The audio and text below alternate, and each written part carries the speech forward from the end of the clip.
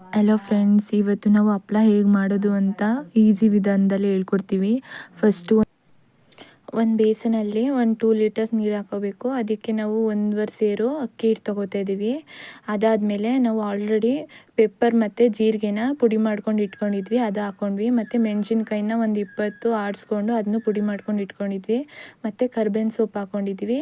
ಮತ್ತು ಅಲ್ಲೇ ನೀವು ಸಾಲ್ಟ್ ಮತ್ತು ನಿಮಗೆ ಸೋಡಾ ಹಾಕೋಬೇಕು ಚೆನ್ನಾಗಿ ಬರೋದಕ್ಕೆ. ಅದೆಲ್ಲ ಆದಮೇಲೆ ಸ್ವಲ್ಪ ಹಿಟ್ಟು ಹಾಕ್ಕೊಂಡು ನೀಟಾಗಿ ಕಲಿಸ್ಕೊಂಡ್ರೆ ಚೆನ್ನಾಗಿ ಬರುತ್ತೆ. ಒಂದೇ ಸಲ ಹಾಕ್ಬಾರ್ದು. ನೀರೆಲ್ಲ ಕಾದಾದ್ಮೇಲೆ ಸ್ವಲ್ಪ ಹಾಕ್ಕೊಂಡು ನೀಟಾಗಿ ಕಲಿಸ್ಕೋಬೇಕು. ಇದರಲ್ಲಿ ಏನು ಡಿಫ್ರೆಂಟ್ ಅಂದರೆ ಟೊಮೊಟೊ ರುಬ್ಕೊಂಡು ಹಾಕ್ಕೊಂಡಿದ್ದೀವಿ. ಅದು ತುಂಬ ಕಲರಾಗಿ ಬಂದಿದೆ. ಅದರಿಂದ ಏನೋ ಒಂಥರ ಎದ್ದು ಕಾಣಿಸ್ತಿದೆ ಕಲರ್ ಅಂತೂ. ಅಜ್ಜಿ ಎಲ್ಲ ಊರಿಂದ ಬಂದಿದ್ದರು. ಅಮ್ಮ ಅಜ್ಜಿ ಎಲ್ಲರೂ.